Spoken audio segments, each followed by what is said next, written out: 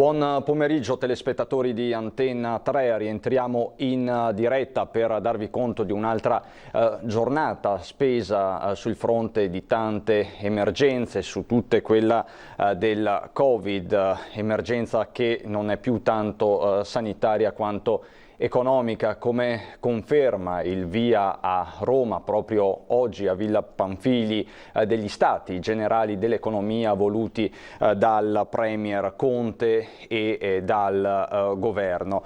10 giorni, saranno 10 giorni di confronto serrato sulle questioni più urgenti. C'è anche parecchia aspettativa nei confronti di questo summit, di questi Stati Generali. Per alcuni si parla già di un flop annunciato, di un parolificio, ma staremo comunque a vedere. Oggi ci sono stati, potremmo chiamarli i saluti introduttivi, ma partirei dalle parole del Premier Conte pronunciate oggi a metà mattina. Sentiamo Conte che ha dato le prime priorità di questo summit.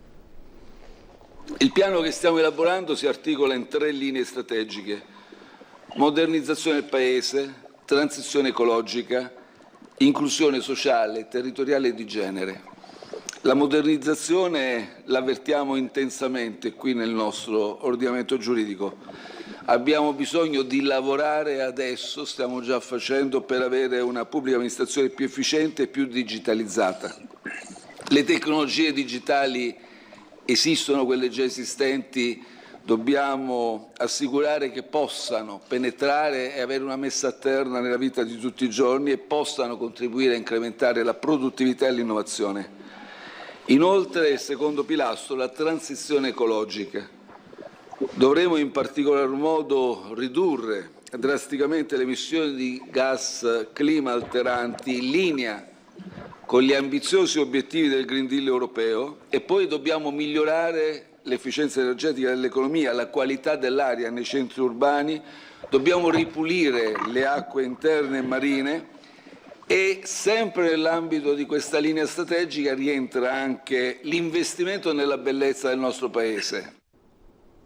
Queste le parole, questo il quadro tracciato dal Premier Conte in apertura di questi Stati Generali. Oggi si sono alternati diversi esponenti istituzionali di caratura internazionale, comunitaria, mondiale. Tra questi Christine Lagarde, Presidente della BCE, che si è soffermata sul Recovery Fund lanciato dalla Commissione europea, strumento indispensabile, dice Lagarde, per superare la crisi derivante dal coronavirus.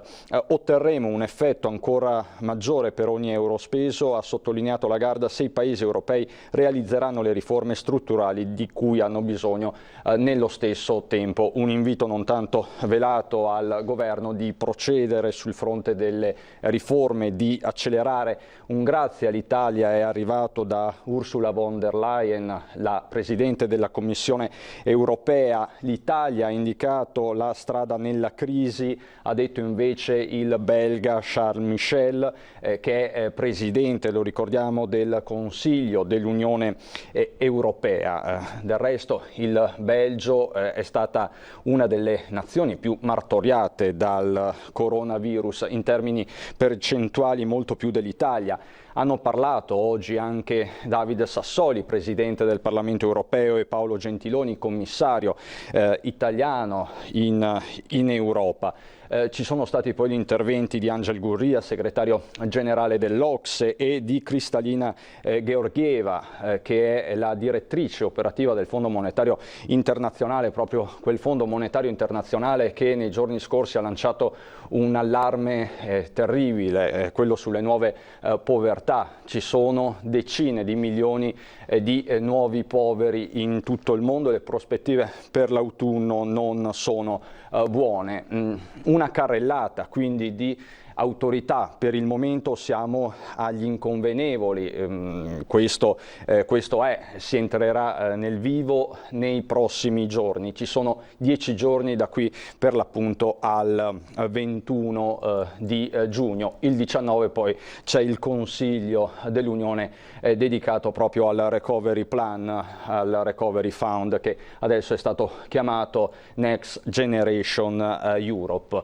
Questo sul fronte nazionale e internazionale, se vogliamo. Sul fronte regionale c'è la nuova ordinanza del governatore Zaia che di fatto va ad aprire tutto, la vedremo insieme nel corso delle nostre edizioni regionali, provinciali dei telegiornali. Di fatto si va ad aprire da lunedì 15 giugno i cinema, i teatri, i circhi, gli spettacoli viaggianti, gli spettacoli lirici e sinfonici, questo in conformità con le linee guida che sono già state adottate a livello regionale. Il 19 giugno invece sarà la data X per discoteche, locali pubblici non ancora aperti al pubblico, sagre, congressi e fiere, sale da gioco, bingo e anche il Casinò di Venezia che ha adottato già delle linee guida ancora il 10 giugno scorso con i sindacati. Per gli sport di contatto la data è quella del 25 giugno, in linea con il DPCM del governo, quindi per calcetto, basket e tutti gli sport a livello amatoriale. Un altro aspetto che vedremo poi nel corso del nostro pomeriggio riguarda i turisti positivi che saranno individuati da qui, si spera di no ovviamente, ma nel corso della stagione estiva la Regione ha un piano per il loro isolamento, quindi come extrema ratio c'è anche questa possibilità con degli alberghi convenzionati proprio con la Regione del Veneto che ha superato nella giornata di oggi gli 800.000 tamponi, per l'esattezza 802.241. Questo nel giorno in cui, e prego la regia se possiamo collegarci solo per un attimo, poi arriviamo al nostro primo ospite, questo nel giorno in cui Padova festeggia il proprio santo patrono, Sant'Antonio. In questi minuti in Basilica c'è la messa principale della giornata, la messa solenne in Basilica a Padova. Ecco, vedete le immagini, una messa che arriva dopo una giornata davvero straordinaria, particolare, che vi è stata documentata dalle telecamere di Rete Veneta. Ci siamo collegati anche noi nel corso della nostra diretta. Ecco, in questo momento non so se possiamo sentire anche l'audio. La nostra salvezza discese dal cielo e per opera dello Spirito Santo si è incarnato nel Questa quindi è la della messa Vergine solenne in onore del santo patrono di Sant'Antonio, presieduta da padre Roberto Brandinelli, che è superiore provinciale dei frati minori conventuali. In Basilica vedete il sindaco Giordani con la fascia tricolore, Maria Elisabetta Casellati, la Presidente del Senato, poi tutte le autorità pubbliche, civili, militari della città di Padova, della città del Santo che oggi ha spiccato il volo, è proprio il caso di dirlo, sopra appunto la provincia di Padova. La statua del Santo è stata portata in elicottero a benedire di fatto le aree più colpite dall'emergenza Covid. Ve lo abbiamo documentato, queste immagini ve le mostreremo anche nel corso delle nostre dirette. La statua del Santo, la reliquia famiglia che appunto è stata portata a bordo di un elicottero. Su questo elicottero c'erano anche il nostro vice direttore Ferdinando Avarino, la presidente del Senato Casellati, i frati della Basilica di Padova. La reliquia ha fatto il giro per l'appunto del territorio, ha sorvolato Vo Euganeo. Ecco, vedete le immagini, sono immagini assolutamente straordinarie che danno la dimensione del momento che abbiamo vissuto come comunità. Qui appunto ecco, vedete la statua del santo che sorvola per l'appunto Padova, l'ospedale di Schiavonia, poi è stato su Vo Euganeo, anche su Merlara, il paese dove c'è stata la tragedia della casa di riposo, la casa di riposo di Merlara, dove sono morti tanti ospiti proprio a causa del Covid. Il saluto dei frati alla comunità, tanti i bambini che hanno salutato la statua del santo, tante le comunità che hanno partecipato a questo evento, a questa benedizione collettiva che arriva dopo un periodo difficilissimo. Ecco, ma di questo parleremo a lungo nel corso della nostra diretta e dei nostri telegiornali. Questa la sintesi quindi di quello che è successo oggi sui vari fronti, regionale, nazionale, internazionale, ma c'è anche un altro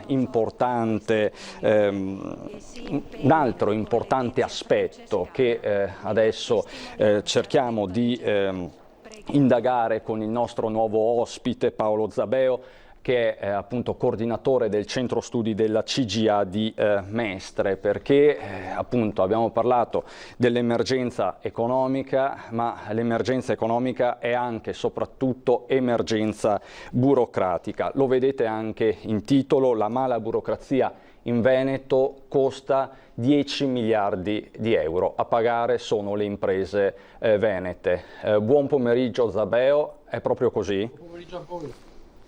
Sì, è proprio così, nel senso che tra moduli da compilare, certificati da produrre, adempimenti da espletare, per le aziende venete il costo annuo ammonterebbe a circa 5 miliardi di euro. Se a questi soldi aggiungiamo anche i mancati pagamenti della pubblica amministrazione, alle nostre imprese complessivamente sono oltre 10 miliardi di euro il costo annuo che le nostre aziende sono costrette a subire dal cattivo funzionamento della pubblica amministrazione, dalla mala burocrazia, da uno Stato che dovrebbe essere leva per lo sviluppo economico e invece risulta essere un ostacolo alla crescita e all'occupazione.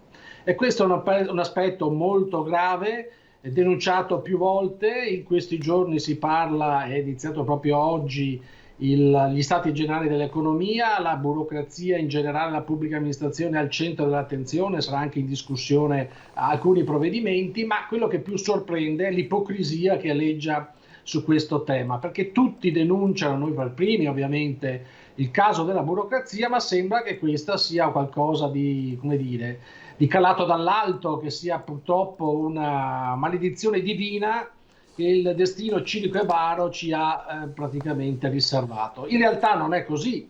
Segnalo ad esempio che il decreto rilancio che è stato approvato 10 giorni fa dal governo, non 10 anni fa, ma 10 giorni fa, è costituito da 266 articoli. Invito tutti a leggerli, tra l'altro è pressoché impossibile capirlo, cioè indecifrabile come documento, illeggibile. Non solo, ma per rendere operativo quello strumento, quel decreto di rilancio, saranno necessari 103, ripeto, 103 decreti attuativi. Capisce benissimo quindi che la burocrazia non è qualcosa che cade dal cielo, sono di qualcosa che è frutto di chissà quale sortileggio. Beh, dovuto al fatto che c'è qualcuno che fa delle leggi e le scrive male, spesso sono contraddittorie, indecifrabili, che poi praticamente gravano sulla struttura pubblica da un lato, ma soprattutto su cittadini e imprese. E, come le dicevo, per quelle venete il costo è di circa 10 miliardi, addirittura a livello nazionale stiamo parlando di 100 miliardi di euro. Quindi di fatto due decreti rilancio per intenderci. Sì, è evidente che di fronte a questa crisi, anzi questa depressione economica che rischia praticamente di travolgerci tutti, non è più accettabile, non è più sopportabile avere una pubblica amministrazione così inefficiente e soprattutto che ancora oggi si continui, dopo 10 anni di discussione, di dibattiti, di misure messe a disposizione, che si continui di parlare di mancati pagamenti della pubblica amministrazione. E ricordo che il nostro è il paese, l'Italia, peggiore pagatrice d'Europa, la nostra pubblica amministrazione. Altresì segnalo che non più tardi del gennaio scorso la Corte di Giustizia europea ha condannato il nostro paese proprio perché non rispetta la direttiva europea sui tempi di pagamento. Quindi è evidente che bisogna intervenire subito e quindi bisogna tirarsi sulle maniche e lavorare duro, perché è evidente che tutto questo costituisce un grosso problema per il Paese. Certo, questo però Zabeo, leggo sempre la vostra ricerca, perlomeno il sunto, dice che le aziende sanitarie venete, i comuni capoluogo e le 7 province, nonché la regione che voi avete appunto indagato, sono state oggetto di indagine, sono virtuosissime, quindi le pubbliche amministrazioni del Veneto sono delle buone pagatrici, questo va sottolineato. È così, lo confermo, sarebbe sempre sbagliato generalizzare. Il Veneto, in generale il nord-est, è una delle aree dove la pubblica amministrazione è tra le più efficienti d'Italia, con livelli di performance paragonabili ai medi europei, però è chiaro che tutto questo non basta ancora. Evidentemente bisogna lavorare di più, bisogna intervenire in maniera più decisa, perché bisogna in qualche modo semplificare il quadro normativo, bisogna in qualche modo cancellare le sovrapposizioni legislative che ci sono tra i vari livelli di governo, cioè Stato centrale, regioni e comuni. Dopodiché bisogna incentivare il meccanismo del silenzio assenso, quindi gli interventi di controllo devono essere fatti ex post. Ovviamente bisogna depenalizzare il reato di abuso di ufficio, che sta in qualche modo costringendo tantissimi dipendenti pubblici, tantissimi funzionari, tantissimi dirigenti a non firmare praticamente le pratiche, per cui c'è un ingorgo tale, quindi non si sbloccano le situazioni degli appalti pubblici nel settore dell'edilizia e dell'urbanistica. Quindi bisogna mettere mano a un settore, quello della pubblica amministrazione, che è importantissimo, che a differenza degli altri paesi da noi funziona poco e male. Voi avete fatto anche una classifica degli enti pubblici e dei pagatori. Com'è andata? Facciamo chi è sul podio e chi invece in qualche modo non raggiunge performance elevatissime. Guardi, per quanto riguarda il peso della burocrazia, della mala burocrazia, è evidente che questo si concentra maggiormente nelle realtà, nei territori dove la ricchezza è maggiore, dove il PIL è più elevato, quindi più ricchezza, più burocrazia. In Veneto, ad esempio, in realtà le imprese più penalizzate sono quelle di Verona e Padova, che mediamente sono costrette a subire un aggravio dei costi annui di circa 1 miliardo di euro, poi abbiamo Vicenza, Treviso e via via tutte le altre. Per quanto riguarda invece i tempi medi di pagamento, c'è un trend in calo e questo è sicuramente positivo. Oggi tutte le principali pubbliche amministrazioni del Veneto che abbiamo analizzato pagano entro i termini di pagamento previsti dalla legge, e questo è sicuramente positivo, è un segnale di sensibilità nei confronti delle imprese, che non sono solo imprese del territorio, però le nostre realtà, penso a tante piccole e medie imprese, non lavorano solo per la pubblica amministrazione veneta, ma lavorano anche per comuni, regioni di altri territori, e quindi questo è il problema di tantissime ASL, fornitori delle ASL, penso soprattutto nel Mezzogiorno, dove i ritardi di pagamento sono spaventosi, ma il vero problema è nelle grandi opere pubbliche. Lì si concentrano, si annidano le resistenze e praticamente i tempi di pagamenti medi più lunghi, e dove a soffrire ovviamente sono le piccole realtà, le piccole imprese, le imprese artigianali, che sono quelle che tradizionalmente sono sottocapitalizzate a corto di liquidità, quindi se si allungano i tempi di pagamento, queste vanno in sofferenza. Ecco, molto, molto chiaro Zabeo. Ecco, in apertura abbiamo mostrato quello che sta succedendo a Roma, lei anche ha citato questi stati generali dell'economia. La CGIA è un osservatorio importante, uno dei principali del Paese, tasta sempre il polso dell'economia, soprattutto delle PMI, delle piccole e medie imprese. Quali sono le aspettative attorno a questi stati generali, lei che sentore ha?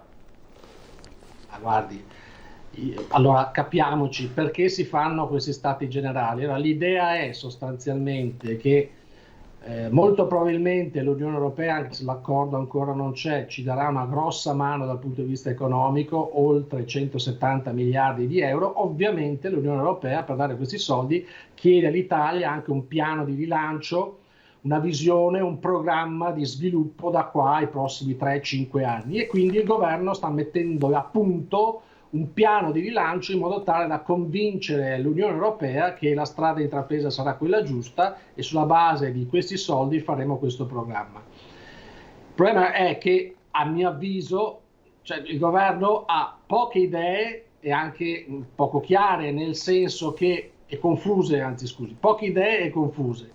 Nel senso che un governo dovrebbe presentarsi alle parti sociali, dire: questo è il mio programma, questi sono 5 punti, non 50, 5 punti, io prevedo da qui al 2025 di fare A, B, C e D, questi sono i costi, queste sono le risorse, questi saranno i risultati che io metto sul piatto.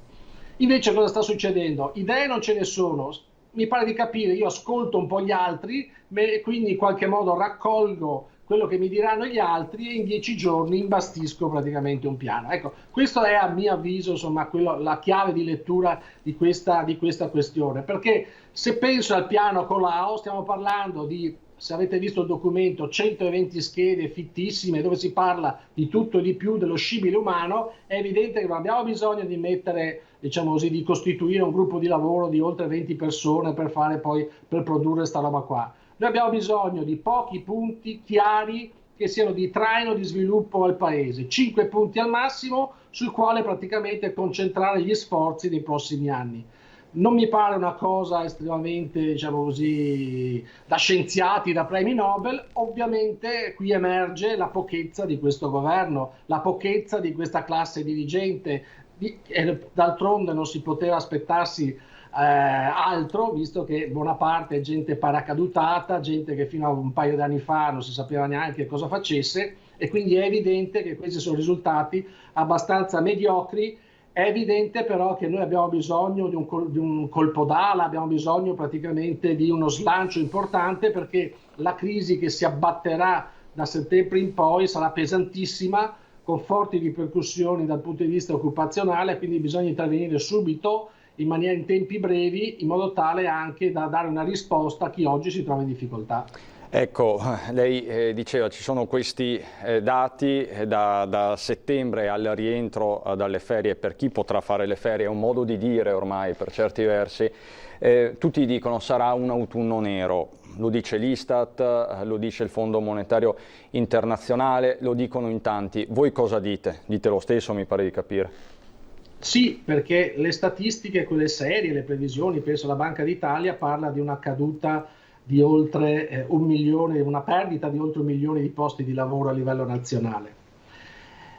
Ed è chiaro che oggi noi stiamo tamponando perché abbiamo diciamo così, messo in piedi la cassa integrazione in deroga, anche se i soldi faticano ad arrivare, e poi abbiamo il blocco di licenziamenti. Ma nel momento in cui queste misure verranno tolte è chiaro che avremo un forte aumento della disoccupazione, quindi bisogna evitare tutto questo. Per evitarlo bisogna inondare di liquidità il sistema, bisogna dare soldi in tasca alle famiglie, soldi in tasca alle imprese per rilanciare gli investimenti, bisogna che il pubblico intervenga e quindi rilanci le opere pubbliche, bisogna far ripartire la domanda, perché la cosa grave che sta succedendo è che rischiamo di scivolare nella cosiddetta deflazione, che è un termine estremamente tecnico che la gente magari fa fatica anche a capire, ma è molto preoccupante. Lo spiego.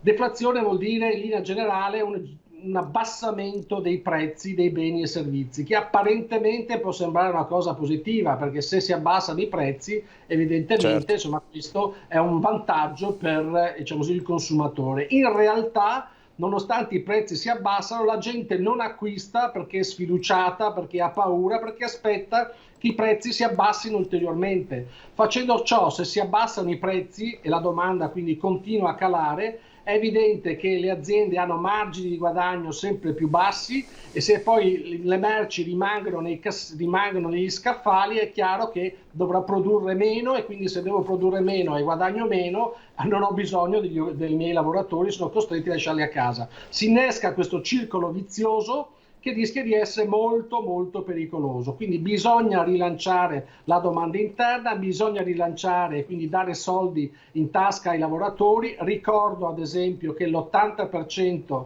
di lavoratori dipendenti privati ha il contratto di lavoro scaduto, l'80% dei lavoratori privati in Italia ha il contratto di lavoro scaduto. Quindi in questo momento è evidente che le aziende non sono in grado di rinnovarlo, perché non posso farsi carico di ulteriori aggravi di costo, ma ad esempio lo Stato potrebbe intervenire riducendo il cuneo fiscale, cioè tagliando tasse e contributi sugli stipendi, in modo tale da rendere più pesante la busta paga e quindi in qualche modo incentivare gli acquisti i lavoratori dipendenti. Però anche qua si continua a chiacchierare, a parlare, adesso faremo i summit, faremo le grandi jam session, ma in realtà di provvedimenti concreti ce ne sono pochini. Ricordo, ribadisco e chiudo, il decreto rilancio, 266 articoli, 103 decreti attuativi. Ecco, poi ovviamente la colpa è degli altri se c'è troppa burocrazia, se le cose non funzionano, non certo noi, definisco in qualche modo parte in causa del governo, in questo caso non è certo colpa nostra se noi facciamo le leggi ma poi sono i soldi non arrivano. Diciamo che, Zabeo, questa ipertrofia normativa è il vero problema che blocca il sistema paese. Anche qui il governo ha annunciato un decreto semplificazioni entro agosto. Ci crede? Beh, probabilmente lo faranno, il problema è che poi i risultati magari saranno molto molto modesti. Ricordo che in Italia ci sono circa 160.000 norme, sono pari, circa 71.000 circa sono norme a livello nazionale, il resto sono le norme regionali e locali. Per fare un confronto, 160.000 in Italia, in Francia 7.000, in Germania 5.500, nel Regno Unito 3.000. È evidente che questa iperlegiferazione non fa altro che creare confusione, che fa altro che creare praticamente, mettere il dipendente pubblico che deve poi in qualche modo regolare, esercitare, far funzionare queste leggi, diventa poi il dominus della situazione. E quando queste leggi sono scritte male, quindi c'è tanta discrezionalità da parte di chi deve fare il controllo, diventa praticamente il deus ex machina, diventa quello che ha il controllo della situazione. E questo è successo nel nostro paese, che oggi qualcuno, soprattutto all'interno della pubblica amministrazione, giustifica la sua esistenza perché è chiaro che è in grado di dirti no, non si fa così, si fa colà, e quindi praticamente ingessa, blocca, non consente praticamente alle imprese di svilupparsi, di creare ricchezza e occupazione. Bisogna intervenire, e come? Perché poi questo è anche il problema. Noi abbiamo lanciato alcune proposte, ad esempio bisogna delegificare, bisogna in qualche modo tagliare la legislazione, partendo ad esempio dalle sovrapposizioni legislative, quindi le leggi a livello nazionale che sovrappongono quelle a livello, diciamo così, regionale vanno tagliate, vanno tolte, ma soprattutto bisognerebbe fare un serio monitoraggio delle leggi una volta che sono entrate in vigore, dopo 2 o 3 anni, capire quali sono gli effetti di queste leggi, perché spesso si fanno le leggi e poi a distanza di qualche anno queste danno luogo a situazioni che sono contrarie per le quali sono nate, quindi bisognerebbe monitorarle, e soprattutto quelle a livello economico, per capire se gli effetti sul lavoro, sull'occupazione, sulle imprese sono positive oppure no. Dopodiché bisogna in qualche modo anche incentivare il meccanismo del silenzio assenso, in modo tale che io presento domanda alla pubblica amministrazione, non devo aspettare che questa mi risponda quindi stando alle sue disposizioni, ma trascorsi 30 giorni, 60 giorni, io inizio la mia attività, e dopodiché sarà la pubblica amministrazione che viene a controllarmi in maniera puntuale e precisa se io rispetto la legge.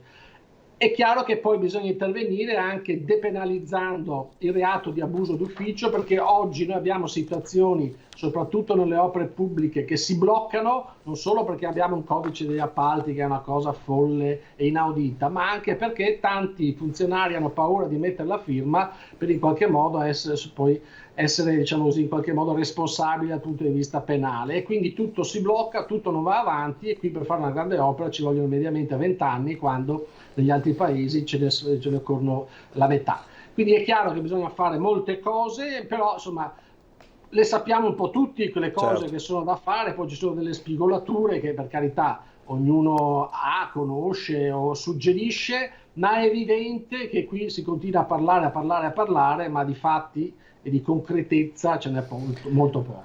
Insomma, Zabeo, non ci resta che guardare a questi 10 giorni di stati generali. Poi facciamo così, ci ritroviamo qui fra 10 giorni e capiamo insieme volentieri se è successo qualcosa, e ce lo auguriamo tutti che succeda qualcosa, perché ne abbiamo tutti estremamente bisogno, e come Antena 3 raccontiamo ogni giorno quali sono le esigenze, le necessità dei nostri imprenditori, dai più grandi ai più piccoli soprattutto. Grazie Paolo Zabeo del Centro Studi, coordinatore del Centro Studi della CGIA di Mestre. Buonasera, buon lavoro Zabeo. Grazie a voi e buona serata. Grazie a voi e buona serata. Andrei, chiedo alla regia se è possibile, ritornerei su Padova, alla Basilica del Santo, per capire, ecco, vediamo in diretta le immagini che arrivano dalla Basilica.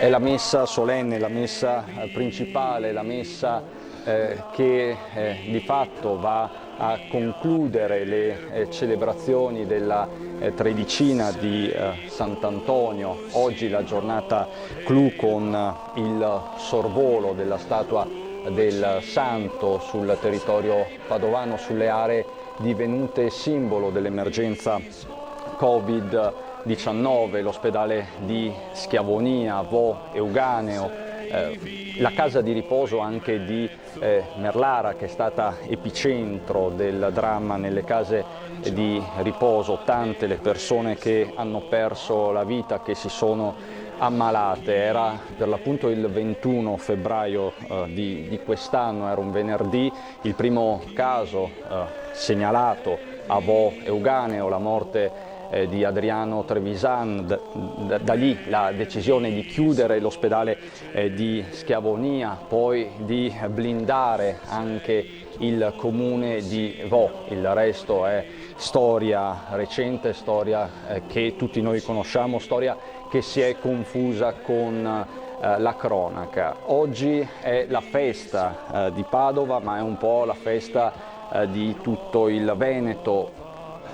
C'è una messa in corso. Fino a qualche settimana fa non sarebbe stato possibile, perché di fatto non si poteva celebrare messa, perlomeno non fisicamente, non in presenza.